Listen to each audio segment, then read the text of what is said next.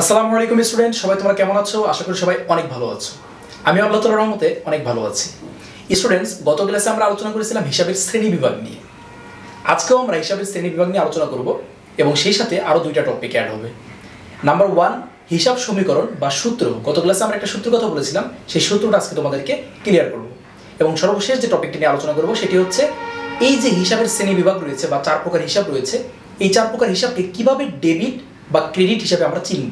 তো স্টুডেন্টস, গত ক্লাসে আমরা যে বিষয়টি জানতে পেরেছিলাম সেটি হচ্ছে হিসাব বিজ্ঞানে হিসাব মূলত 4 ভাগে বিভক্ত এবং সেই 4 প্রকার হিসাবের নাম হচ্ছে নাম্বার 1, সম্পদ জাতীয় হিসাব, সম্পদ জাতীয় হিসাব। নাম্বার 2, দায় জাতীয় হিসাব বা দায় হিসাব। নাম্বার 3 যে বিষয়টা আমরা জেনেছিলাম সেটি হচ্ছে আয় হিসাব। এবং নাম্বার 4 যেটা সেটা হচ্ছে ব্যয়।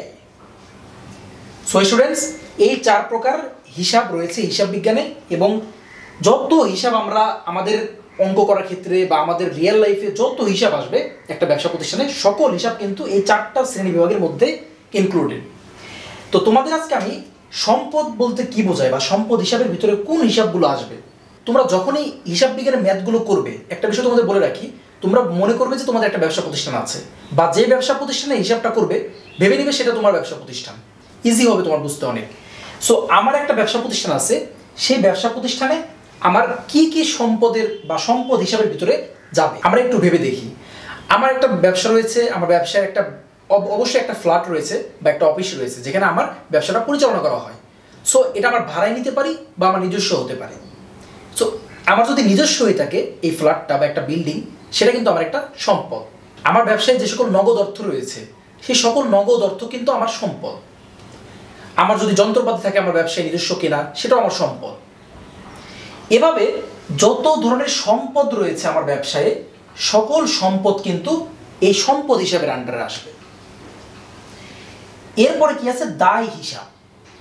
দায়টা আমি এই নিয়ে 3বার তোমাদের ক্লিয়ার করব, অর্থাৎ গত 2টা ক্লাসও আমি দায় সম্পর্কে তোমাদের বুঝিয়েছি, তবে আজকে একটু ভালোভাবে বুঝিয়ে দিই। সেটা হচ্ছে আমি যে একটা ব্যবসা প্রতিষ্ঠান পরিচালনা করি, সাপোজ আমি একজন ক্রেতার কাছ থেকে মাল কিনি, সেটা আবার বিক্রি করি বা সেই জিনিসটা দিয়ে আমি আবার একটা পণ্য তৈরি করে সেটা বিক্রি করি। আমি যার কাছ থেকে মালটা কিনি তার কাছ থেকে আমি সাপোজ বাকিতে কিনেছি, আমার কাছে টাকা ছিল না তখন, আমি বাকিতে কিনেছি, বলেছি পরে টাকা দেবো। এই যে বাকিতে কিনলাম মালটা, তারপরে কিন্তু আমার কাছে একটা দায় সৃষ্টি হলো। এর নামে হচ্ছে দায়, যে আমাকে তাকে টাকাটা পরিশোধ করতে হবে, সে আমার কাছে টাকাটা পায়। এটাই হচ্ছে দায়। এটা কার দায়? আমার দায়। যার কাছ থেকে কিনেছি তার দায় না, এটা আমার দায় যে আমি তার কাছে, সে আমার কাছে টাকা পাবে। সো এইখানে আমরা দিলাম ব্যক্তি উদাহরণ, এর সাথে যদি আমরা ব্যাংক থেকে লোন নিই সেক্ষেত্রেও কিন্তু ব্যাংক আমার কাছে টাকা পাবে, এটাও আমার কাছে দায়। তো এইরকম দায় জাতীয় যত হিসাব রয়েছে সকল হিসাব এই দায়ের ভিতরে, দায় হিসাবের ভিতরে ইনক্লুডেড। এরপরে কি আসলো? আয় হিসাব। আয় হিসাব হলো আমার ব্যবসা পরিচালনার মাধ্যমে আমি যখন একটা পণ্য বানালাম বা আমি কোনো পণ্য কিনে সেটা আমি রিফাইন করে আমি সেটা একটা নতুন একটা পণ্য তৈরি করলাম। সো এই পণ্যটা যখন বিক্রি করব আমি, তখন কিন্তু আমার কি হবে? আয় হবে, আমি নগদ টাকা পাবো। সো এইভাবে আমার ব্যবসায় যত ধরনের আয় রয়েছে সকল আয় হিসাব এই আয়ের ভিতরে ইনক্লুডেড হবে আয় হিসাবে। এবং সর্বশেষ হচ্ছে ব্যয় হিসাব। অনুরূপভাবে আয়ের মতো আমার ব্যবসা প্রতিষ্ঠানে যত ব্যয় হবে, কারেন্ট বিল দিয়ে আমি, গ্যাস বিল দিয়ে আমি, এরপর আমার পণ্য ক্রয়ের জন্য যে খরচ হয়, এরপর আমার স্টাফদের বেতনের জন্য যে খরচ হয়, যত ধরনের খরচ রয়েছে, ব্যয় রয়েছে, সকল হিসাব এইখানে এই ব্যয় হিসাবের ভিতরে ইনক্লুডেড হবে। অর্থাৎ স্টুডেন্টস, তোমরা বুঝতে পারলে যে একটা ব্যবসা প্রতিষ্ঠানে এই 4টা হিসাবের বাইরে কিন্তু কোনো হিসাব নেই। মূলত সম্পদ, দায়, আয়, ব্যয়, এই 4টা মেন হেডিংয়ের ভিতরেই সকল হিসাব অন্তর্ভুক্ত। আমরা যখন ম্যাথ করবো আরও ভবিষ্যতে এবং আরও যখন পড়াশোনা করব তখন বুঝতে পারবে যে আসলে হ্যাঁ, এই সকল এই হিসাব যত রয়েছে সব কিছু এই 4টার ভিতরেই ইনক্লুডেড। স্টুডেন্টস, তোমাদের আমি গত ক্লাসে বলেছিলাম যে এই 4টা বিষয়ের ভিতরে একটা সম্পর্ক রয়েছে, 4টা হিসাবের ভিতরে একটা সম্পর্ক রয়েছে, যে সম্পর্কটার নাম হচ্ছে হিসাব সমীকরণ। হিসাব বিজ্ঞানের ভাষায় বলে হিসাব সমীকরণ। সেটা একটা সূত্রের মাধ্যমে প্রকাশ করা হয়। সেই সূত্রটা কি তোমাদের আমি একটু লিখে দেখাই। স্টুডেন্টস, সেই সূত্রটা হলো A = or A = L plus ই, আমরা এই ই বলতে পারি বা ই কে আমরা ও ই বলতে পারি, অথবা আমরা আরেকটা বলতে পারি লেটার, সেটা হচ্ছে পি। অর্থাৎ এই লাস্টে যে লেটারটা হবে বা লাস্টে যে অংশটুকু, এটাকে আমরা ইও বলতে পারি, ও ইও বলতে পারি বা পি বলতে পারি। এ মানে হচ্ছে, এগুলো সব হচ্ছে ইংলিশ ওয়ার্ডের প্রথম অক্ষর। এ মানে বোঝায় হচ্ছে অ্যাসেট, অ্যাসেটস। এগুলো অর্থ তোমাদের আমি লিখে দেখাবো। ইকুয়াল টু এল মানে বোঝায় হচ্ছে লায়াবিলিটি, লায়াবিলিটি। ইকুইটি অর ও ই মানে হচ্ছে অনার্স, অনার, এটা হচ্ছে ওই অনার যে মালিকের ইংলিশ হিসেবে ব্যবহৃত হয়, অনার্স ইকুইটি। এবং পি মানে হচ্ছে প্রোপ্রাইটরশিপ।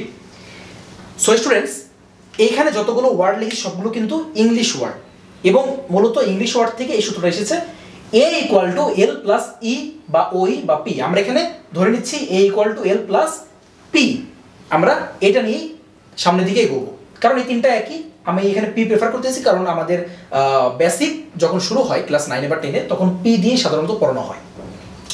সো স্টুডেন্টস, এখানে আমাদের হিসাব বিজ্ঞানের, পুরো হিসাব বিজ্ঞানের এটা হচ্ছে একটা মৌলিক সূত্র। একটা ব্যবসা প্রতিষ্ঠানে সব সময় তার অ্যাসেটসের সমান হবে তার লায়াবিলিটি প্লাস ইকুইটি। এখন আমরা বাংলা মিনিংগুলো লিখে নিই, তাহলে ভালোভাবে বুঝতে পারবো। অ্যাসেট মানে হচ্ছে সম্পদ, একটা ব্যবসা প্রতিষ্ঠানের সম্পদ। এই সম্পদ সমান সমান তাহলে আমার কি দাঁড়ালো, এই লায়াবিলিটি মানে হচ্ছে দায়। এখন তোমাদের কাছে পরিচিত মনে হচ্ছে যে হ্যাঁ, এটা তো একটু আগে বললাম। লায়াবিলিটি মানে হচ্ছে দায়, এবং সর্বশেষ দায় প্লাস এই ইকুইটি বা অনার্স ইকুইটি বা প্রোপ্রাইটরশিপ, এই সবগুলো মানে হচ্ছে মালিকানা সত্ত্ব। তোমাদের আমি এখানে লিখে দেখাই, মালিকানা সত্ত্ব।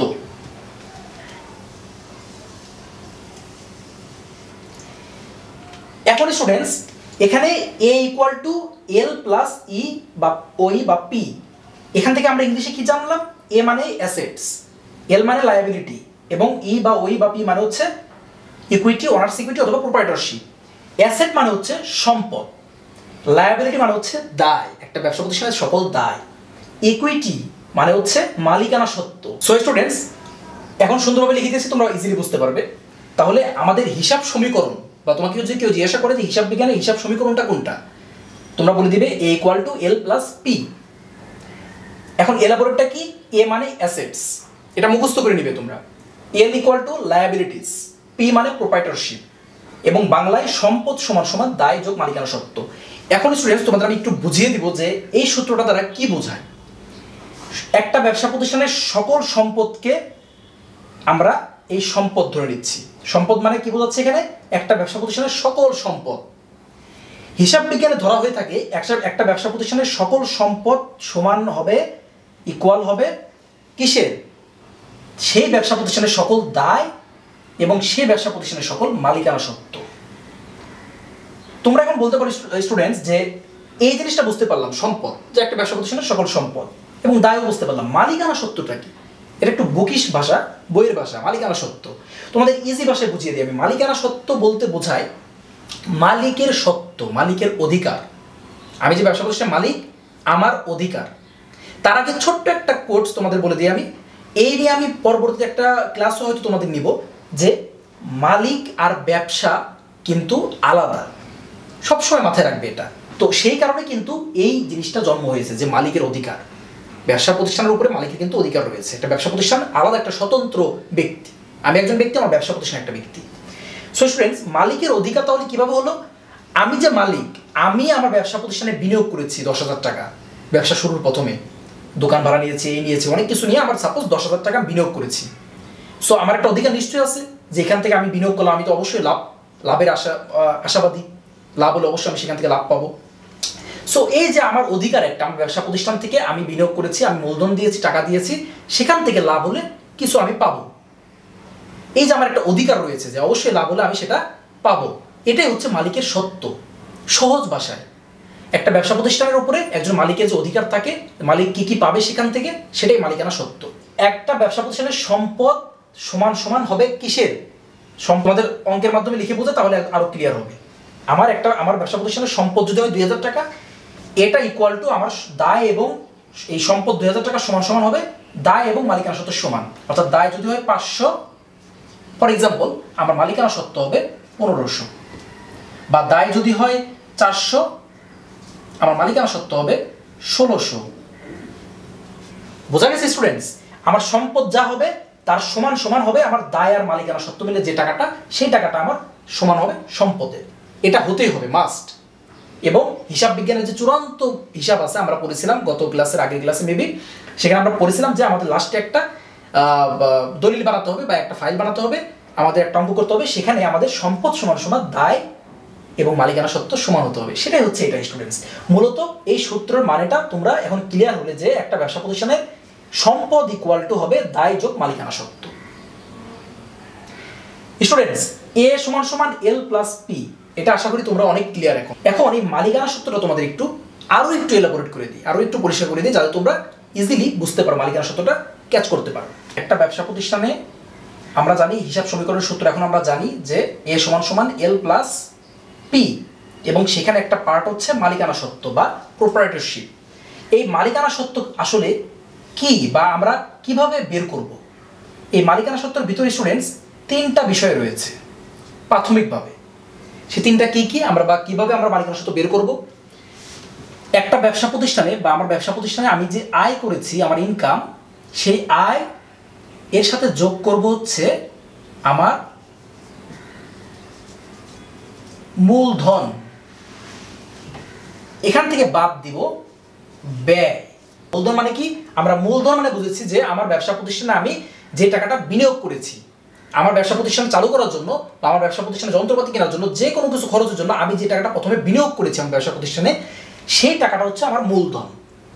সো সেই মূলধনের সাথে আমার আয় যে হলো আমার ব্যবসা প্রতিষ্ঠানের একটা বছরের বা একটা সময়ের নির্দিষ্ট, সেই আয়টা যোগ করব, তার থেকে বাদ দিব ব্যয় হয়েছে যত ব্যয় হয়েছে আমার ব্যবসা প্রতিষ্ঠানে, তাহলে আমরা পেয়ে যাবো মালিকানা সত্ত্ব, মালিকের অধিকার। তোমরা এইভাবে মনে রাখবে, মালিকানা সত্ত্ব না বলে যদি তোমরা মালিকের অধিকার বলে এটাকে চিনো, তাহলে অনেক ভালোভাবে বুঝতে পারবে। মালিকের অধিকার, আমার অধিকার কি কি থাকতে পারে? আমি একটা ব্যবসা প্রতিষ্ঠানে বিনিয়োগ করেছি 10,000 টাকা, এবং নিশ্চয়ই এটা আমার অধিকার। এই 10,000 টাকা আমি বিনিয়োগ করেছি, আমার এই 10,000 টাকা আমাকে ব্যাক পেতে হবে। সাধারণ ভাষায় এই 10,000 টাকা আমি বিনিয়োগ করেছি, আমার অবশ্যই 10,000 টাকা ব্যাক পেতে হবে, আমি অবশ্যই পাওয়ার অধিকারী। সো এটা আমার একটা অধিকার। এবং এই 10,000 টাকা বিনিয়োগ করার পরে যে আয়টা হলো আমার ব্যবসায়ী, এটাও কিন্তু আমার অধিকার। আমি এই টাকাটা না দিলে এই আয়টা হতো না, সহজ ভাষায়। তাহলে এই আয় যদি হয় 2,000 টাকা একটা ব্যবসা প্রতিষ্ঠানে এক বছরে, তাহলে আমার কিন্তু এই দুইটা আমার অধিকার।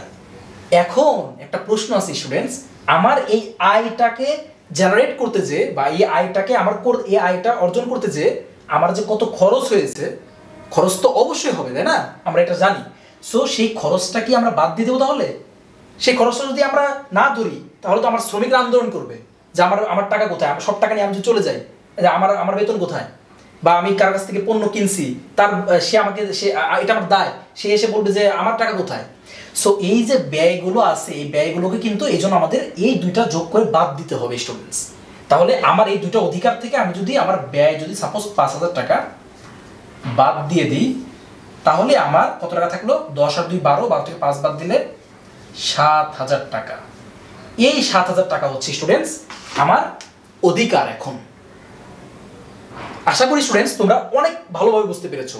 একদম সহজ একটা উদাহরণ দিয়ে তোমাদের বুঝিয়ে দিলাম যে কিভাবে একটা মালিকানা সত্ত্ব বা মালিকের অধিকার আমরা বের করব বেসিক ভাবে। এরপরে যখন আমরা ম্যাথ করবো তখন আমরা আরো ইজিলি এটা বের করতে পারবো, এবং দেখা যাবে যে একসময় ম্যাথ করতে করতে অনেক ইজি হয়ে যাবে আমাদের কাছে এটা। এই জন্য তোমাদের যেটা করতে হবে ফার্স্টে স্টুডেন্টস, তোমরা আজকে যে সূত্রটা তোমাদের বোঝালাম এ সমান সমান এল প্লাস পি, এটা তোমরা বইতেও আছে, তোমরা বই দেখে আরো দরকার পড়লে মুখস্থ করে নেবে, যে যেন মানে একদম টোটের মাথায় চলে আসে। কেউ জিজ্ঞেস করলে যে হিসাব সমীকরণ কি, এ সমান সমান এন প্লাস পি, এর মানে কি? এর মানে ইংলিশে বলো বা বাংলায় বলো, যেটাই বলো তোমার মাথায় যেন তুমি ধরে রাখতে পারো, সেভাবে পড়বে যে সম্পদ সমান সমান একটা ব্যবসা প্রতিষ্ঠানের দায় আর মালিকের অধিকার হবে।